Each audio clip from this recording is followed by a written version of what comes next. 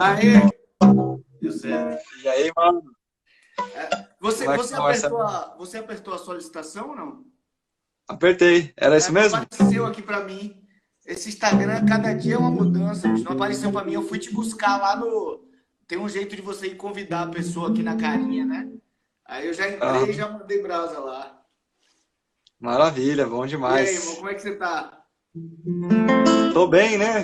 Estamos segurando a onda nessa quarentena aí. Acho que o Segurando a pior de onda. toda a situação política do país, que cada dia dá um susto maior na gente, né? Nem Mas fale. é isso aí. Nem fale. Vamos Se que entrar em vamos. política aqui, a gente vai passar mal. Exatamente. Vamos Mas de como é que música, você né? tá, bicho? Como é que você tá mantendo a rotina aí? Qual é a rotina que você tá conseguindo manter com o instrumento? As aulas, né? Você dava bastante aula. Como é que ficou isso aí pra você? Bom, na verdade, estou preparando bastante coisa, assim, tem um monte de projeto engatilhado, bastante, umas coisas gravadas já, outras estão ensaiadas e a gente ia gravar até um disco agora, exatamente nesse período agora, no final de abril, que foi adiado, né? Um projeto nosso, já já eu te conto mais sobre tudo. Certo? E aí agora a gente tem também uma produtora, um instituto musical, a gente está voltando a mexer com ele, a gente tem uma escola de choro, que também vou te contar depois detalhadamente, acontece aqui no Parque da Sabesp, na Zona Oeste, É no aqui pertinho Sumaré. de casa. O Ale é É, pertinho daqui de casa. O Ale me é, fala então, sempre isso aí. tem que passar lá uma hora, ir Ah, lá bater um papo com a gente. legal, legal. Ah, continue, legal. E aí, a, em paralelo, eu tenho um curso online, né, um curso de violão de 7 cordas online, Uhum. que a gente fez o último lançamento no final do ano passado, e agora a gente vai abrir uma turma nova, talvez semana que vem, Olha que espero que isso legal. aconteça. Então é isso, eu continuo produzindo bastante coisa, fazendo bastante coisa, aproveitando esse tempo em casa agora para organizar e estruturar mais os projetos e deixar eles caminhando com uma certa frequência, as redes sociais acontecendo de uma maneira mais sólida, mais frequente também. Estou produzindo Sim. bastante conteúdo para Instagram e Facebook, querendo entrar um pouquinho no YouTube agora, daqui a pouquinho, preparando umas Uhum. coisas para lá também. Eu tenho um canal no YouTube, mas não é tão movimentado assim. O Instagram e Certo. o Facebook são bem mais fortes. Então, em breve, estou me organizando para isso. E falando de instrumento, cara, voltei a estudar bastante, assim. Tô revendo muitas coisas, tô reestudando técnica. Comecei a fazer aula com um professor de técnica maravilhoso, que é um cara mais do meio erudito, assim, mas que para violão é maravilhoso. O nome dele é Vicente Pascoal, um cara do Rio. Mas ele é violonista E erudito? ele é violonista erudito, exatamente. E aí a Olha ideia só. é adaptar essa técnica, porque eu tô há um tempo já buscando um jeito de, não sei se dá pra, acho que aqui dá para ver melhor, Dá pra um ver. jeito de unir a técnica que eu tenho de dedeira, né, de Sim, dedeira é isso que eu ia indicador. perguntar, como é que ele lida com a sua doideira. Então, exatamente. E aí eu tô tentando unir isso e desenvolver mais a técnica com indicador, médio, anelar. Certo. Então eu tô bem focado nisso agora, e aí o meu trabalho com ele é justamente isso. Eu falei para ele, Vicente, não vai ser uma aula tradicional, e ele topou super. A gente começou a fazer esse trabalho agora de tentar melhorar e equilibrar a técnica de indicador médio anelar com o polegar. Porque é isso, né? A gente usa um artefato de metal aqui, né? É, Uma pois dedeira de é, bicho, metal é. no polegar para tocar justamente as baixarias dos 7 cordas, né? E você Pra... não toca com unha, né, Jean? Só toca com a carne, né? Oi? Você não toca com a unha, né? No anelar, no indicador, você não tem unha, né? Tem unha. Uso Ah, unha tem nos unha. três. Tá. Sim. Mas mesmo assim, a diferença de volume costuma ser grande, né? Porque é isso, né? A gente está tocando com um artefato de metal aqui, então tem muita força, ainda mais o polegar, que no 7 cordas a gente trabalha não aquele toque que é para fora, assim, né? A gente trabalha o toque com apoio, né? Então tem muito do peso do braço junto, tem Sim. muito. tem muito volume isso, então achar um jeito de equilibrar essas duas coisas está sendo um grande desafio agora.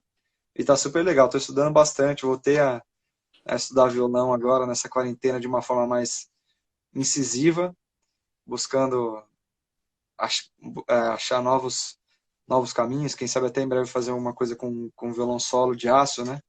Esse violão aqui é para quem não conhece, esse tipo de disposição de cordas é a mesma disposição que o Dino sete cordas usava. O Dino sete cordas, para quem não sabe, foi o pai desse instrumento, o cara que inventou a linguagem do violão com baixarias, né? Com essas melodias secundárias criadas na região grave. Depois eu vou falar um pouquinho mais disso aqui. Depois eu quero conversar sobre isso também. Vamos, mas legal você falar do setup aí. É bom para o pessoal entender. Mas, exatamente. Então, daqui da corda Sol para cima, aqui a gente tem uma corda Dó na sétima, né? Que é a 075 da Dadário. Eu uso o jogo de Dadário Chromes, da Sol até a Dó, da Sol até a Mi, na verdade, né? Que é a 010, esse G23. E a sétima corda é uma avulsa 075, também Chromes, né? Aqui no bordão. E aí, o Si e o Mi, eles são nylon, então eles deixam mais amaciado para a gente poder executar os acordes também, né? E essa era a disposição que o Dino sete cordas usava, um jeito que ele inventou para ter esse violão híbrido, né? Ele tem um pouco do violão, da técnica e da sonoridade do violão clássico, dessa metade para baixo aqui, para fazer a montagem dos acordes e tal. A gente tocar as levadas, né? Toca muitas levadas puxando com esses 3 dedos. E da corda Sol para cima, o aço para ser tocado com a dedeira e executar as baixarias, né? Os baixos. Ô Jean, essa coisa da projeção do som do nylon, ele é bem diferente da projeção do som da Chromes, né? É algo que você tem que ficar muito ligado para conseguir equilibrar esse volume do quanto você projeta de força, tanto nas cordas de nylon para equilibrar com a da Chromes, né? Exatamente, exatamente. Antigamente se tocava muito esse tipo de instrumento usando essa parte aguda, ficava mais como um complemento rítmico, digamos assim, sabe? Sim. Uma coisa mais elevada. Hoje em dia se toca mais melodicamente aqui também, tentando trazer isso, né? Trazer esse equilíbrio. Hoje os violões de 7 cordas modernos, eles têm um pouco disso também. Os luthiers já pensam nessa construção, tentando ressaltar um pouco mais o nylon, e aí tem isso, tem muito do equilíbrio, de tentar realmente tirar mais som aqui tem um lance da técnica clássica, né? Que é da gente tocar não puxando aqui como se a gente toca um violão, sei lá, um violão de bossa nova, com essa falange aqui, sabe? Sim, Tem um lance de tocar com o dedo inteiro, né? Sabe? Esse tipo de toque aqui. Sim. E é esse tipo de toque que que eu estou trabalhando para conseguir desenvolver cada vez mais e ter mais projeção e conseguir igualar mais com o volume da dedeira, né? Então, o set que você usa da Dadário é metade uma corda de guitarra, né? Que é a Chromes, da Exatamente. Sol para cima, metade uma corda de nylon, né? Que é a Si e a Mi, e o baixo você compra avulso, não é isso? É avulso da Chromes também. Sim, da Chromes também. É um avulso Chromes. Mas não tem set. Essa é a minha dúvida. Não vem um set. Não existe um set de cordas Chrome que tem essa corda, né? Tem um que é que é a 011, que é uma corda um pouco mais grossa, e ela vem com a sétima corda. Tem o jogo para guitarra de 7 cordas. Só que o jogo dela que vem a sétima corda é a 065. Ela é uma corda com calibre mais fino. Então, na minha opinião, enfim, o Rogério Caetano também usa essa 075. Na nossa opinião, a 065 ela fica muito mole, ela fica muito bamba para usar num jogo só. Então, eu uso o 010 da sexta para baixo e aí a vulta a 075. Tá. Então é isso, né? A gente vai tentando. É um instrumento muito. Apesar de ser um instrumento antigo nosso aqui do Brasil, a técnica dele, o tipo de corda, o tipo de linguagem, ele ainda é pouco difundido, de certa forma, né? A Com gente ainda está certeza, com certeza, com a gente ainda certeza. tá trabalhando isso. Hoje em dia tem bastante gente já tocando violão de 7 cordas de aço, bastante gente estudando. Meu curso online tem 100 alunos de violão de 7 cordas, aproximadamente. Que Então já é uma legal. pessoa que gosta disso, que vai atrás desses 7 cordas de aço, desses 7 cordas com a linguagem das baixarias. É gente que usa esse tipo de corda aqui, só que mesmo assim ainda é muito novo, né? Muito recente. As pessoas ainda estão conhecendo. Quando a gente toca lá fora, fora do país, é impressionante tanto que as pessoas se envolvem e gostam desse instrumento, porque ele é muito diferente de tudo, né? As pessoas não conhecem ele, né? Ele é uma linguagem de violão completamente diferente, né? Um violão que é meio contrabaixo, que é meio É, contraponto. mas é lindo demais, bicho, é muito lindo. Assim, a história do Dino é lindo demais. Jean, deixa eu mandar um abraço aqui pro Cuca, tá mandando um alô aqui pra gente, nosso irmão. Qual Cuca, qual Cuca Teixeira? É, o Cuca, aí, ó. O Ah, Edgar, Cuca, aí sim. esse aí, irmão. Maravilha, E Cuca. a Obrigado. Tati, eu acho que é uma menina, ela quer um alô. Oi, Tati, tudo bem? A gente tá te ouvindo aqui. O lance do Jean é que ele não tem unha, não. Ele nasceu com unha. Só é se ele deixa crescer a unha ou se não deixa. Ele nasceu com unha. Pode deixar que ele tá com todas as unhas lá. Cuca, abraço, meu irmão. Um abraço, saudade de Abração, você. Cuca. Ô, Jean, agora uma coisa em relação ao violão 7 cordas, é que assim, é interessante como essa tradição de como vocês encordoam, ele tem relação com o Dino, né, bicho? Isso, eu acho muito bonito isso, bicho, como ele conseguiu, tanto na linguagem, né, que é uma linguagem que é muito peculiar do que ele fez, né, quanto a coisa da sonoridade, assim, é Exatamente. interessante como é uma pessoa singular, né? Que, que Ó, o Suami tá aí também, ó. 7 cordas da pesada, tá ali. Toca 7 cordas de aço também. Acabou de entrar e dar um alô pra gente. Aí, Valeu, Suami. Suami. Abração, meu irmão. Abração. Que Mas legal. prossiga, prossiga. Você estava falando Então, não, do time. eu acho isso muito bonito, bicho, da referência com uma pessoa, né? Obviamente que tem outros, Luizinho, eu sei que vocês já conversei com vocês Uhum. sobre essas outras pessoas, mas essa coisa fincada no Dino, eu acho muito legal isso. Então, é impressionante, né? Porque, assim, uma coisa meio que, como eu tô muito dentro desse universo, eu enxergo muito isso tudo que você está falando do Dino, muito presente. Mas imagino que se estivesse fora, igual tem outros amigos que não estão tão próximos desse universo, mas conhecem também ó, o legado que o Dino deixou para os 7 cordas. E essas pessoas que estão ao redor, que observam e sabem o que o Dino fez para a música brasileira, sabem o que ele fez pelo instrumento, consideram ele um cara genial, né? É isso, é um inventor de uma linguagem É completamente isso, não tem diferente. dúvida. Isso é uma coisa muito. É bonito, Você muito imagina, bonito. você imagina quando você conceber que antes dele, esse tipo de coisa não existia, É né? tipo um divisor de águas. É aí que eu queria chegar, né? Como uma Uhum. pessoa numa série de escolhas que ele fez, tanto de linguagem do instrumento quanto de sonoridade, como ela dividiu, né? Dividiu. Você tem, e o choro já existia muito antes dele, né? Acompanhamento de choro, o violão já estava no choro antes dele, né? Exatamente, E exatamente. mesmo com toda a referência que ele tinha atrás, para trás dele, temporalmente falando, ele dividiu aquilo ali. É muito bonito isso, eu acho incrível. Com certeza, eu acho genial também. E tem Ah, todo esse lance da sonoridade, né, de descobrir o timbre, de experimentar coisas. O Dino era um cara de experiências também. Se você pegar as gravações, você vê que ele vai mudando a sonoridade, ele vai experimentando coisas. O Dininho, o filho dele, diz que antes de usar as cordas de nylon, ele usava tudo de aço, bem no começo, e colocava uns elásticos aqui no cavalete para dar uma abafadinha, para não ficar tão estridente, para dar um pouco dessa. estridente. Até ele achar esse lance de colocar as cordas de nylon, de conseguir essa sonoridade para mais um pouco mais leve para puxada, né? É um Então era um cara alquimista, né? que é Um isso, alquimista da experimentou, tentando arte. descobrir coisas, né? O violão, ele é um instrumento, como todos sabem, que não é um instrumento de grande projeção. Se você pegar, por exemplo, numa roda de samba ou numa roda de choro, o violão provavelmente vai ser um instrumento com menos projeção de todos eles, né? Imagina disputar com um tamborim, com surdo, com pandeiro, com cavaquinho, com repique.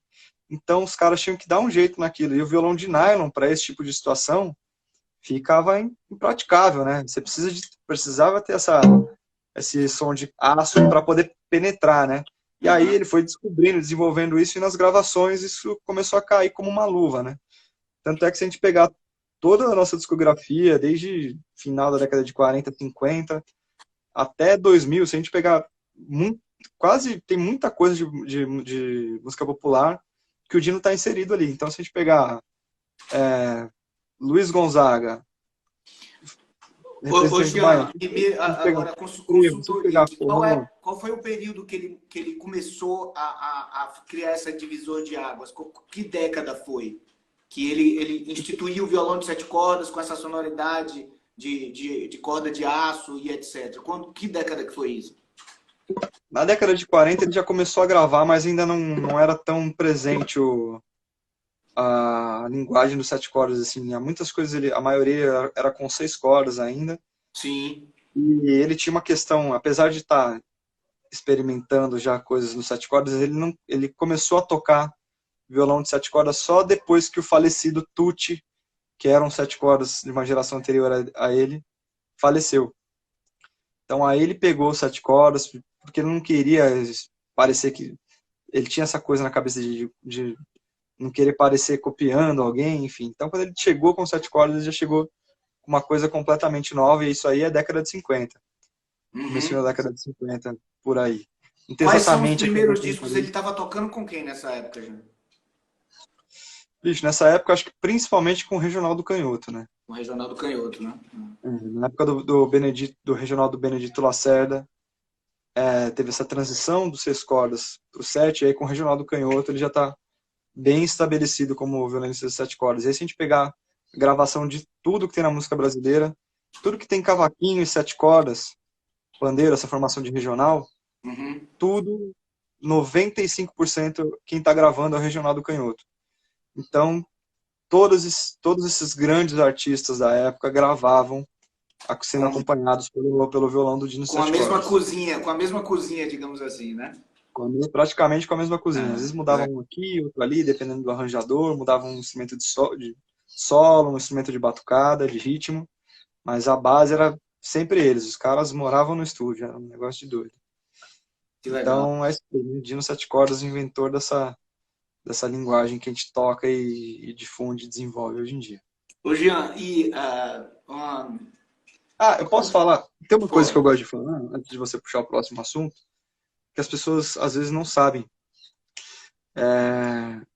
que eu acho super interessante, né? Porque a gente pode imaginar, claro, que o Dino ele desenvolveu isso, ele cristalizou essa linguagem, ele formatou o que a gente chama de violão de sete cordas hoje em dia, né? Principalmente o violão de sete cordas de aço.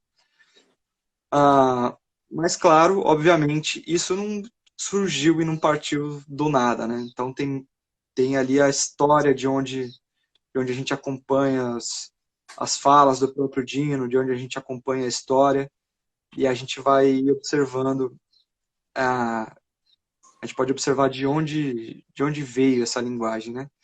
Então dá para começar lá atrás, no início do século passado, tinha a banda do Corpo de Bombeiros do Anacleto de Medeiros. Era uma banda do Rio de Janeiro que tocava polcas, que tocava escort, que tocava os princípios do choro ali, né? E aí o Anacleto, que é um grande compositor de choro, a gente toca músicas dele até hoje. O Radamés Inhatali compôs na suíte Retrato um dos movimentos em homenagem ao Anacleto de Medeiros, então dá para ter a noção, se foi homenageado pelo nosso grande maestro Radamés, o tamanho da importância do Anacleto, né? Enfim. E o Anacleto, ele compunha pensando um pouco nesses contrapontos, né? Nesses contrapontos na região grave. E eram praticamente instrumentos de sopro e percussão. E dentro da banda do Anacleto tinha um cara super importante, que era o Irineu de Almeida, que tocava bombardino, off-clade e trombone. E esse cara, tem uma gravação da Casa Faulhaber, dele já com Pixinguinha. Depois, se alguém quiser procurar no YouTube, chama Casa Faulhaber, aí coloca lá Irineu de Almeida, Pixinguinha. Se não me engano, uma gravação da segunda década, talvez, acho que antes de 20, deve ser entre 1910 e 1920, por ali, uma gravação bem, bem antiga. E a gente já pode observar o Irineu de Almeida tocando no bombardino, que é um instrumento que até caindo em desuso, né? É, tem, mas ele é super pouco difundido hoje em dia. Tinha muito mais antigamente. A gente pode observar no bombardino ele tocando essas melodias na região grave. E aí, esse cara, o Irineu de Almeida, que tocava na banda da Náclea de Medeiros, foi passar um tempo na casa do pai do Pixinguinha. A casa do pai do Pixinguinha era conhecida como a Pensão Viana. Era uma casa grande, que tinha muitos quartos, e o pai do Pixinguinha recebia ali músicos que estavam, na época, em dificuldade Em que financeira. cidade? De que cidade você está falando? A casa do pai do Isso é Pixinguinha? tudo no Rio de Janeiro. Só um hiato nisso aí. Isso é tudo contemporâneo da casa da Tia Seata, né? Você sabe o que É eu tô falando? O contemporâneo. surgimento do samba e etc. Sim, é Olha, contemporâneo. eu não Exatamente. conhecia nem a casa do pai do Pixinguinha, nessa outra casa aí. Exato. A Casa Faulhaber, na verdade, que eu falei antes, na verdade era um selo, era uma gravadora. Ah, tá O bom. disco saiu pelo selo Casa Faulhaber. Essa que a gente está falando agora é a casa do pai do Pixinguinha, que chama Aí é Pensão uma Viana. casa física mesmo, como era a Uma casa casa da Tia física mesmo. Seata, né? Onde as pessoas iam lá desenvolver música. Tinha a ver com candomblé também, com religião, Jean, ou não? Então, eu não sei te dizer exatamente, mas com certeza sim, né? Ali tudo que intermeava É porque era esses cultura lados, negra, então, da né? Tia Almeida Eram focos de também. resistência de negritude, né? Pós abolição e etc. Com certeza, com Ah, certeza. Eles estavam todos juntos ali. Eu não sei te dizer a localização, mas devia ser como tudo naquele lugar, nessa época, acontecia ali na região do Estácio, né? Eu preciso lembrar, dar uma pesquisada para lembrar legal, legal. onde ficava a casa do pai do Pixinguinha. Eu não tenho certeza dessa informação. E aí, nesse lugar, a, músicos se reuniam ali, ele recebia músicos para morar lá enquanto estivessem com dificuldade financeira. E o Irineu, uma certa época, bateu lá na porta do pai do Pixinguinha e ficou morando por lá durante o tempo. Ó, a casa do Viana era no Catumbi. João A casa dele Camareiro. é João Camareiro, violonista da Pesadíssima aí, ó. Valeu, Ó, João. Catumbi, o Maurício falando também. Legal. Casa do Ah, Viana. bom Alguém demais. sabe qual bairro que ficava a casa da Tia Ciata? Muito legal, muito legal. Continue, gente. Tô adorando isso aqui. Bom demais, bom demais. Aí, João, João sabe tudo. Vai dando umas luzes pra gente aqui quando faltar a história. O João é pesquisador, ele sabe tudo. Que legal. Maravilhoso. Vai ter violonista. Ah, e aí, lá na casa do pai do Pixinguinha, Pixinguinha menino ainda, ele começou a dar aulas pro Pixinguinha. Aulas de música, enfim, parte teórica também. O Pixinguinha já tinha um ouvidão desde menino, né? Ficava escutando ali as rodas que aconteciam por lá. E aí, mais pra frente, nessa gravação que eu te disse da Casa Faulhaber, a gente vê o Pixinguinha tocando flauta, tocando a melodia principal. Ah lá, o João falou aqui, ó. Tia Isso aí. Seata Na era na Cidade Cidade Nova, Nova, na região da na Praça região da 11. Praça 11. Que é a Legal. região, que é a mesma região do Estácio. Legal, eu tô surpreso dessa casa do pai do Pixinguinha, né? Não conhecia essa história, porque conhecia essa coisa do surgimento do samba, machixe, etc. Fundação da música brasileira, para mim tudo passava pela Tia Seata ali, né? E é engraçado você trazer um paralelo que provavelmente é contemporâneo da casa do pai do Pixinguinha, ou seja, coisa de fundamental importância, né? Exato, exato. Eu não sei te dizer a quantidade de festas que aconteciam lá, enfim, eu tenho mais a informação de que, talvez o João saiba dizer, com certeza rolava muito som, né? Não sei se é a mesma frequência que a casa da Tia Seata, enfim, isso aí eu realmente não vou saber te dizer. Mas fato é que o Irineu estava lá, e aí ele foi passando aquele conhecimento pro Pixinguinha. Esse disco da Casa Faulhaber dá para perceber o Pixinguinha tocando a melodia na flauta, as melodias principais, e o Irineu fazendo os contracantos na região grave, no bombardino, Bombardino. fazendo melodias secundárias. E aí lá na frente, mais para frente, a gente percebe o Pixinguinha tocando o saxofone e tocando bem parecido com desenvolvendo isso também, mas bem parecido com essa linguagem que eu citei antes agora do Irineu, Do Irineu. que vem do Anacleto, enfim. O Pixinguinha depois foi da flauta para o saxofone, até que uma época ele ficou mais tocando saxofone, tudo com essa linguagem, né? Até tocando, quando ele fez a dupla com o Benedito Lacerda, Sim, sim. tem várias gravações que a gente pode observar ele fazendo esses contrapontos na região grave. Então é isso, veio lá de trás. Tem um programa ensaio, aquele programa Sim. famoso Da que era TV Cultura. coordenado pelo Fernando Faro, né, na TV Cultura. E tem duas participações importantes em épocas diferentes do conjunto Época de Ouro, que era o conjunto que acompanhava o Jacó do Bandolim. Sim. E nele também estava presente o Dino Sete Cordas. E aí o Fernando Faro começa a perguntar para ele, trocar ideia e tal, sobre sete cordas. E aí o Dino fala assim, tudo que o violão faz hoje em dia, o Pixinguinha já fazia no saxofone naquela época. Então, quer dizer, o Dino ali deixou muito claro e muito evidente, né? Que muito da linguagem que ele passou para o violão veio desse lugar, né? Desse contraponto que era muito presente na música brasileira, nos instrumentos de sopro. Então, ver esse caminho, assim, entender isso é bem interessante. Pegar as gravações, escutar, observar o Pixinguinha fazendo os contracantos. E aí, claro, aí o Dino pegou isso tudo e elevou a potência máxima e fazendo tudo de uma vez só, né? Fazia o contracanto, fazia a condução de baixo, como se fosse um contrabaixo acústico tocando, digamos assim, fazia os acordes, fazia a parte rítmica, quer dizer, as levadas de samba, ele desenvolveu isso de uma maneira maravilhosa. Tem um vídeo dele tocando com a Clementina de Jesus, coloca lá, Dino Sete Cordas e Clementina, vai aparecer no YouTube. Aí tá muito claro ali a parte rítmica da levada dele, como era desenvolvido isso, então é muito, muito bonito de observar esse violão que faz um monte de coisa e que é nosso, né? Foi criado aqui nesse país, essa linguagem tão maravilhosa, né? Me enche de orgulho, então eu adoro falar sobre esse assunto. Com certeza.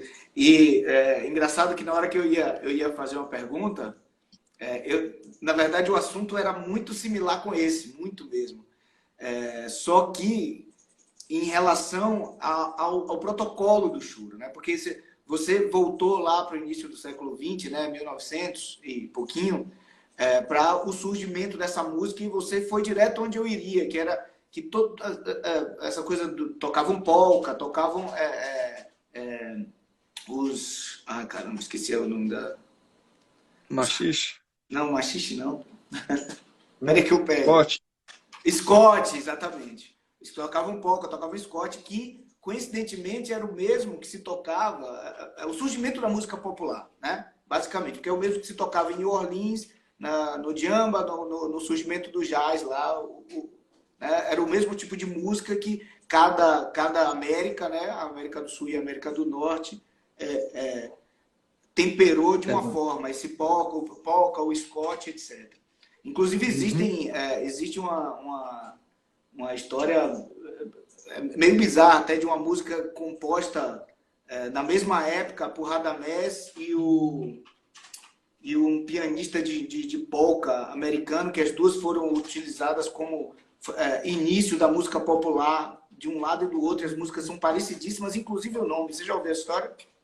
não Eu conheço essa vou, história. eu vou pegar nos meus cadernos de Unicamp aqui, que essa história é bacana pra caramba. É uma música que tem praticamente o mesmo nome, que dois compositores da mesma época fizeram, as músicas são super parecidas e inauguram essa coisa da música popular na América do Norte e América do Sul, né, no Brasil. Só que onde eu queria chegar é o seguinte, do protocolo, porque o choro, hoje, o choro que vocês tocam é um choro super moderno, né, e assim, ao mesmo tempo muito fincado na tradição, né? Isso para mim também é uma coisa muito bonita, assim, o quanto essa música ela é viva, né? A música popular ela é viva, ela é super atual e ao mesmo tempo respeitando ao que foi feito. E eu sinto isso também no jazz norte-americano, só que os protocolos terminaram ficando, para mim, obviamente, que é o que eu toco, muito mais claros, né? ambos começaram essa coisa de tocar mais livre, de improvisar, ornamentando melodias, procede? Sim, Os dois começaram da mesma forma, né? Início exato. do século XX, década de 20, década de 30, os músicos tocando aquelas melodias várias e várias vezes, começou a ornamentar, e deu no que é hoje. Para mim, o protocolo de jazz é muito mais claro que essa coisa de que se a melodia em uma hora ela se desfaz ao ponto de que você pensa mais naquele acorde que está sendo tocado e quais são as referências melódicas que você tem através daquela harmonia que está sendo soada. De que forma isso evoluiu no choro hoje, Jean? O protocolo é o mesmo, vocês têm esse contato com a melodia o tempo todo, é uma super ornamentação, não é, o pensamento é escala acorde, isso para mim é uma coisa muito curiosa de se entender. Deixa eu colocar o violão aqui do lado, rapidinho. Eu acho assim, com certeza, esse assunto também eu acho bem interessante, assim, depois eu vou falar por quê. Cara, por quê? E Porque ele é interessantíssimo, é mágico, esse é o melhor. O melhor assunto é esse.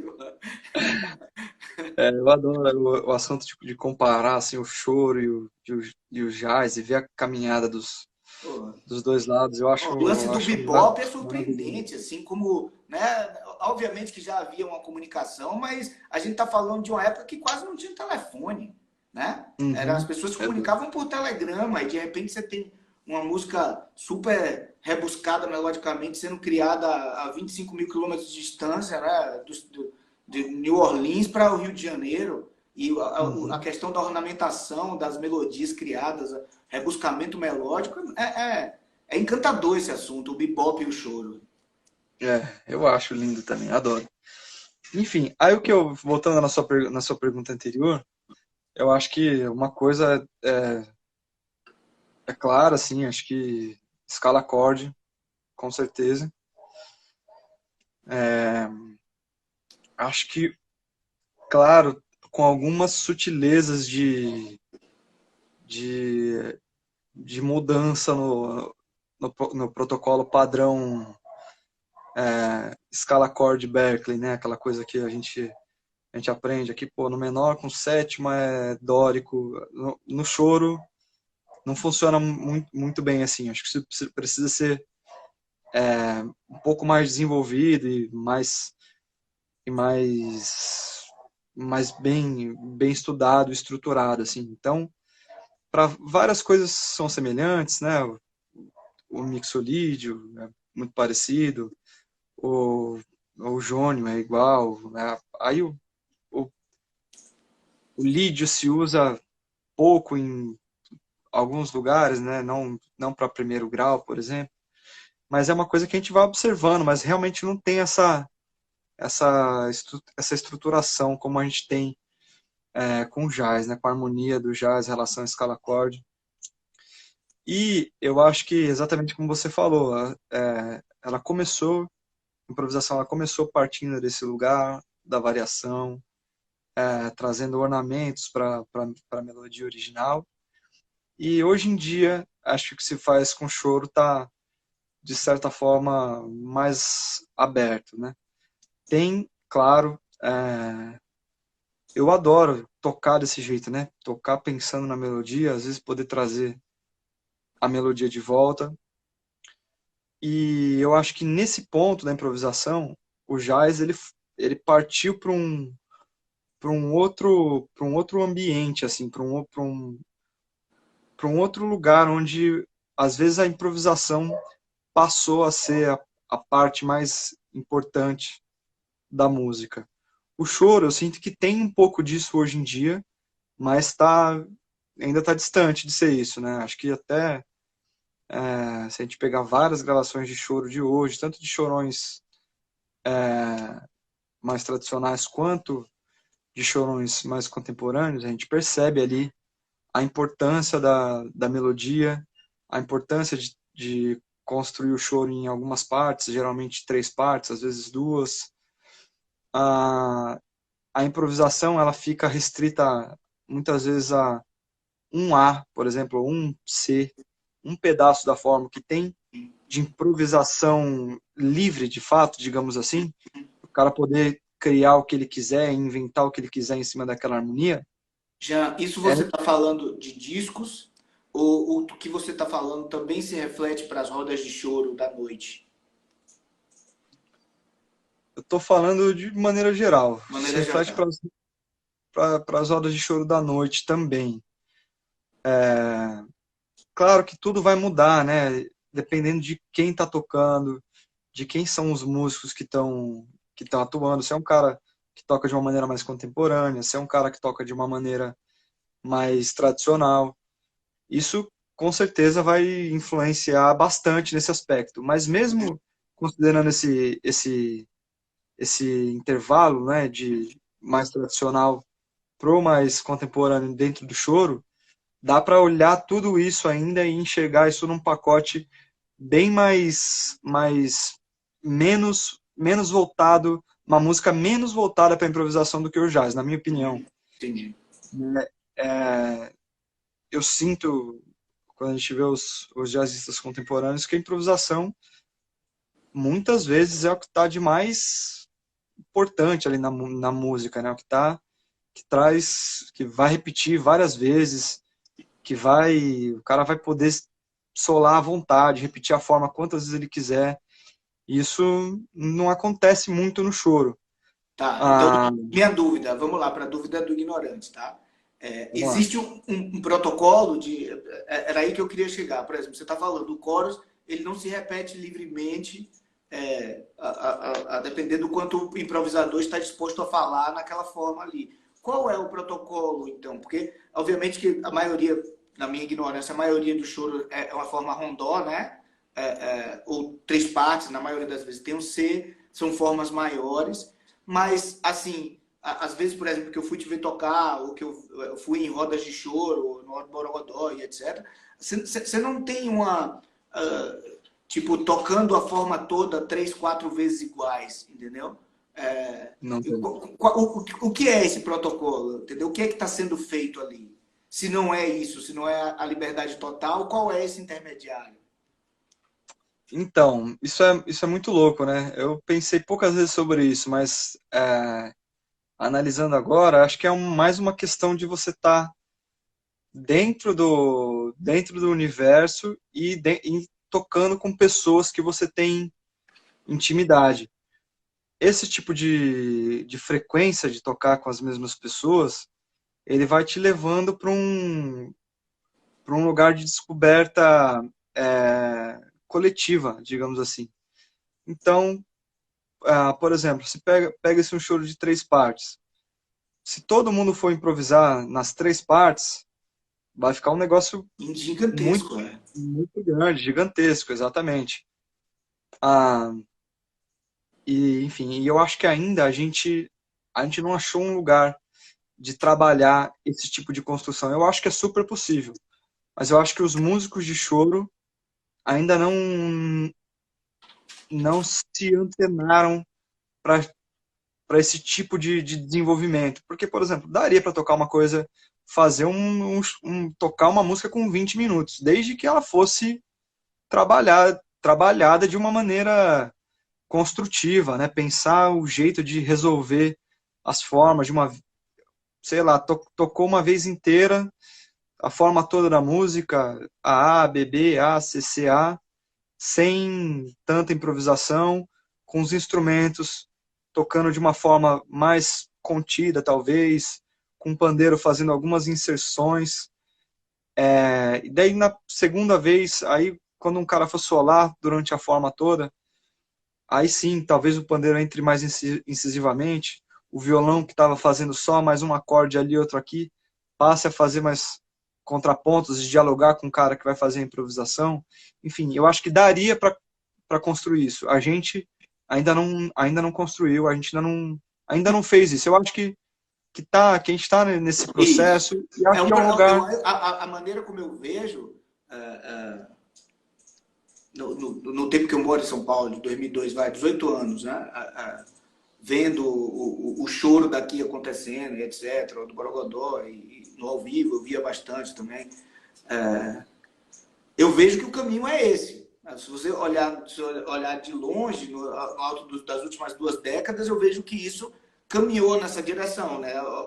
Obviamente que não é uma coisa de liberdade total, e é justamente isso que eu quero entender em que estágio está e o que se reflete sobre isso, mas que é nítido que é nesse caminho, essa direção que artistas fenomenais como você, como o Ale Ribeiro, o próprio Rogerinho, eles estão indo, né? Para mim é muito nítido ver isso. É um caminho Uhum. assim, a busca pela liberdade musical e a criatividade, para mim, é estampada no trabalho de vocês. Exato, eu sempre busco trazer coisas novas, explorar a forma das músicas, explorar harmonicamente, explorar ritmicamente, trazer ainda muita coisa que eu sinto que foi muito desenvolvida na música erudita, na música camerística, que foi muito desenvolvida no jazz, e que acho que a gente está nesse processo aqui no Choro. E eu acho que com relação a esse protocolo de forma, de improvisação, de como que vai funcionar a música, eu acho que tem o tradicional, que você entra, toca a forma da música, se você estiver tocando com pessoas que gostam de tocar, mas assim, não é porque tem músicos novos que todo mundo gosta de tocar de um jeito improvisado, de criação. Tem muito músico novo que gosta de tocar do jeito tradicional, e que é maravilhoso ter isso para a gente conseguir manter a raiz fincada ali no chão, né, no solo. Eu acho super importante.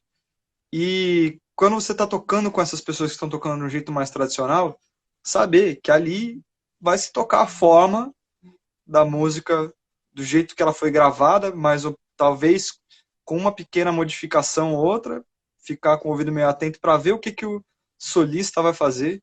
Geralmente o cara que está solando a música, ele puxa, ele dita para onde a música vai, depois que se Uhum. tocou a forma inteira, por exemplo.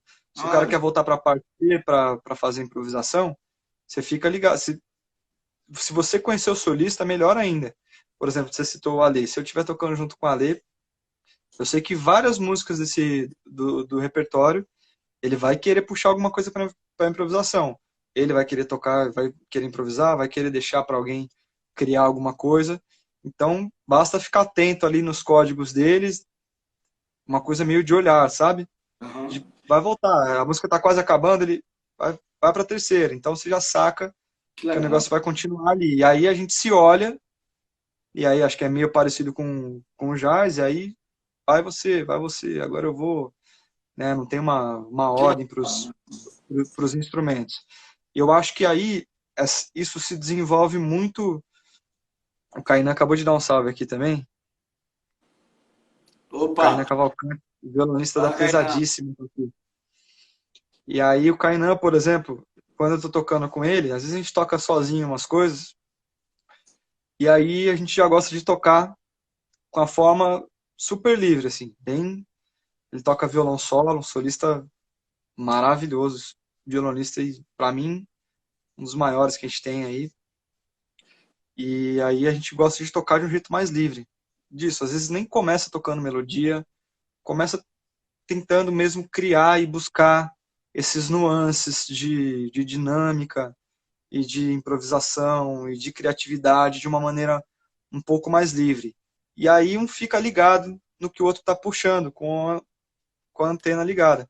Se o cara tocou um A, um B, voltou pro A. Aí acabou esse outro A, a gente se olha, bicho, se o couro estiver comendo, ainda a gente tiver com assunto para falar, aí a gente já sabe que grande chance de voltar para a parte B de novo, numa música que tem só parte A e B, né? Uhum. Aí ele começou a solar ali, e aí quando acabar a parte do solo dele que ele estiver entregando, ele vai me olhar, aí eu vou puxar também alguma coisa que vai deixar claro para ele se a gente está na parte B ainda, se a gente vai voltar para a parte A. Então, eu acho que isso aqui ainda não tem a gente não tem um protocolo de como o Não, tô choro entendendo, tô vai acontecer entendendo. sem ser Eu o acho que, tradicional. eu acho que é por isso que para quem está de fora do processo e me criou para mim, né? Me criou essa situação, tipo, qual é o, né? Qual é a moldura desse quadro aí, né? Que está sendo pintado. Você tem Aham. uma pintura musical ali que está linda, maravilhosa, mas pô, qual a moldura, né?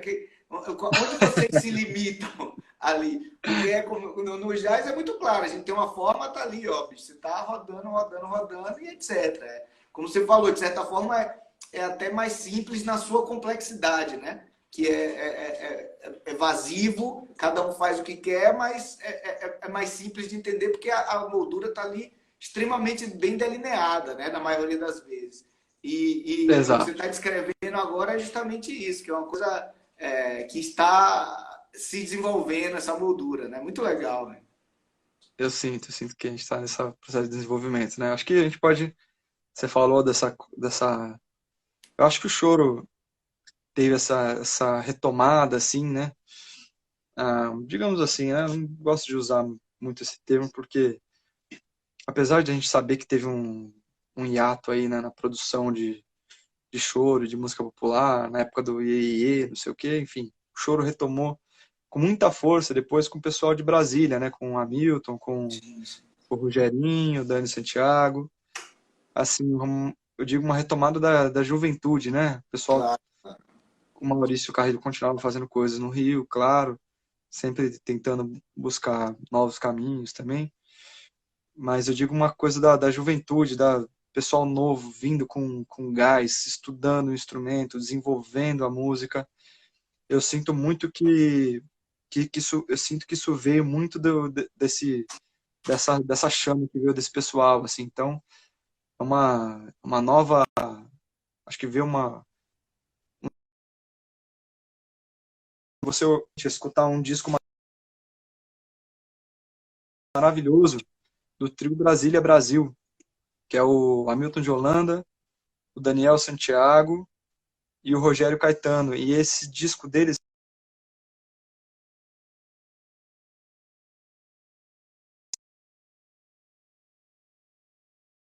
de uma coisa nova para o choro, assim, muito fresca de arranjos, de possibilidades, de fórmula de compasso, de harmonia, de improvisação. Então é muito legal de escutar esse trio tocando, um trio maravilhoso, trio Brasília Brasil.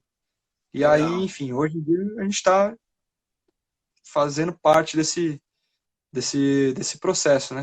A gente tem muita gente criando coisa nova, tem muita gente colaborando pro choro contemporâneo e acho que a gente tem muita gente chegando em lugares muito interessantes hoje em dia. Com certeza, com certeza.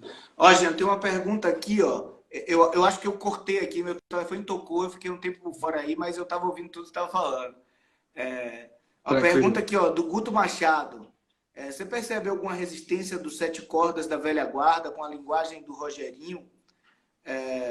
Já ouvi falar, toca tradicional ou igual o pessoal de Brasília? O que pensa sobre isso? É engraçado É, isso. boa, mas faz sentido a pergunta. Não, eu imagino, eu imagino. Bicho, é engraçado porque assim, a similaridade dos processos da criação da música popular nos Estados Unidos e aqui no Brasil, elas são muito grandes, assim, é muito grande. E assim, no meu período na Unicamp, lá eu tive a oportunidade de estudar um tempo nos Estados Unidos e tinha essa mesma coisa, né? Tinha essa mesma coisa. Você vai tocar com o Wes Montgomery ou vai vir com essas maluquices do John Scofield, sabe? É, Aham. é a mesma coisa, assim, Legal. você sempre vai ter essas pessoas, as pessoas que querem puxar para frente, as pessoas que querem se ficar no tradicional. Eu acho que as duas são importantíssimas, mas eu acho que o mais importante é essa música se manter viva e pulsante, como vocês têm deixado, né? Então, responde aí o Guto, que eu tô curioso também de ouvir. É, Resistência dos Sete Cordas da Velha Guarda com essa linguagem do Rogerinho. Se toca tradicional igual o pessoal de Brasília. Ah, eu acho isso, né? Eles são como eles. O Rogério, ele é um cara que desenvolveu realmente a linguagem dos sete cordas para um outro estágio, assim, harmonicamente falando, melodicamente, pensando na região grave do instrumento. ele passou a ser um solista que solava nessa região também, um grande improvisador. Enfim, o cara que trouxe uma contribuição muito grande pro violão de sete cordas e que todo mundo que aprende sete cordas hoje em dia bebe nessa fonte também, né? E o Rogério, com certeza, sai desse lugar que é o lugar tradicional, apesar de saber tocar tudo aquilo como ninguém, né? É o cara que eu mais conheço, que sabe tocar todas as gravações do Dino, sabe tocar todas as gravações do Rafael, ele toca igual, tirou tudo, toca muito parecido, Que todas legal. as frases. Então é um cara que tem uma bagagem do tradicional de uma maneira muito muito grande. Então, isso que você tá se referindo, essa resistência da velha guarda, existe, porque é isso, essas pessoas elas estão acostumadas com o choro tradicional, tocado daquela maneira, tocado sem muito espaço para improvisação, como a gente acabou de falar agora, né, sendo tocada com a forma mais daquele jeito tradicional, A, B, B, A, C, C, A, e acaba a música. E essas pessoas, como o Rogério, eles estão propondo coisas completamente diferentes, né? Ele tá propondo outra coisa, ele está propondo que os sete cordas não vai só acompanhar agora, os sete cordas vai fazer solo na região grave, vai solar a melodia principal, vai solar, vai fazer improvisação, vai colocar escalas que não estão, e notas que não estão, a gente falou de relação escala-acorde agora, que não estão dentro do ouvido do chorão tradicional. Então, isso, pro chorão, Uma coisa que para mim foi lá no seu workshop, né, com o Luizinho de Sete Cordas, você fez o festival Sete Cordas lá, festival, e ele colocou, ele toca uma frase, bicho, da diminuta ali, um negócio lindo, bicho, e que, assim, para quem está acostumado com o ouvido tonal, esperando tom, tom, semitom, tom, tom, tom, semitom, aquilo ali está em outro lugar musicalmente, exato. né? De uma beleza, bicho, quando ele fez a frase ali, eu falei, caramba, bicho, quantos anos tem isso aí? 50, né? Incrível, bicho. E tá lá no disco de música brasileira, não lembro se era de quem era o disco, se era Jamelão, não me lembro. Eu lembro que eu fiquei tão fascinado com aquela expressão musical ali na hora, tão moderna, e vocês, coisa moderna. Moderno, o cara fez há 50 anos, bicho. Moderno. Exatamente. Muito Exa louco. exatamente, exatamente. Enfim, aí tem causa alguma resistência, assim, a esse pessoal da velha guarda que às vezes torce o nariz, vê um cara tocando um pouco mais rápido, com uma improvisação. Ah, ele não tá tocando a música, não precisa, a música não precisa disso, a música já é bonita por si só, tem que tocar a música. Já vi muita gente falando isso, vários amigos meus, inclusive. Então, eu acho que apesar de haver essa resistência, eu acho que tudo tem o seu lugar, né? Eu acho que a gente tem que saber que a gente tem que conseguir entender que o pessoal da velha guarda, ou até mesmo o pessoal de hoje em dia que gosta mais do choro tradicional, vai receber com um certo estranhamento essas mudanças, né? Porque é isso, a gente teve os mestres que foram o Jacó, que foram Pixinguinha. Claro, pô, a gente segue esses caras desde sempre. Então, quando você ouve alguém tocando aquele Pixinguinha de um jeito diferente, a primeira coisa que você fala, quem é esse cara que tá aí querendo tocar um negócio do Pixinguinha do jeito dele? Rapaz, não conhece Pixinguinha, não. Então é isso. A primeira sensação que vai bater na pessoa é essa, né? O que esse cara tá fazendo com essa música que eu amo tanto, né? Então, Uhum. às vezes, é isso. Aí, aos poucos, as pessoas vão escutando e vão entendendo, vão sentindo que isso não é uma modificação ruim, que é uma colaboração, que o cara Certeza. tá colocando um pouquinho de algo dele ali, né? Enfim. O choro, eu sinto que ele é isso, né? Ele é uma música onde o solista vai contribuir com algo dele, o cavaquinista, o pandeirista, ele vai colocar algo de si ali para deixar aquela música mais bonita e interessante que ele conseguir ali, né? E claro, vai aparecer um cara ou outro que vai colocar um pouquinho mais dele do que o da música, do que o que já tem na música. E é isso aí que causa essa sensação que na velha guarda para mim que é que é tão normal, assim. Acho que é normal essa coisa, essa questão de gerações e de entender essa coisa entre o tradicional e o contemporâneo. É super normal, realmente existe isso que você falou, faz todo sentido. Não, isso é nítido. E assim, uma coisa que para mim isso é um ótimo sinal, para te falar a verdade. É sinal que a música está viva, evoluindo, Eu acho. que tem gente levando ela para algum lugar, né? Porque se não tivesse alguém dizendo oh, não é assim, é porque o bicho morreu, só é feito daquele jeito ali e corre risco de terminar Desaparece. em cima de tantas tentativas do sistema de tentar enterrar esse tipo de música, né, Jean? Bicho, quem faz isso Exato. aí tem que ter medalha no peito aí de honra ao mérito, porque não é fácil. Bicho. Exatamente, eu acho que essa mensagem que você passou é super importante, né? O mercado musical já tentando, bicho, passar por cima de tudo É quase que é nosso, proibitivo, né? assim, o Criar que a uma gente música. faz, obviamente que é completamente diferente, mas é quase a mesma coisa, é uma música quase proibitiva, assim, sabe? As pessoas o sistema faz com que as pessoas não se interessem por isso, porque não gira o capital da forma que o sistema precisa, né? Já que você está Exato, lidando com indivíduos que se expressam de forma livre, aquele indivíduo não é substituível, né? Quantos Jean exato. Correia tem hoje para fazer um trabalho, né? Então o sistema tem que se adequar a quem é a personalidade do Jean Correia, isso não interessa, né?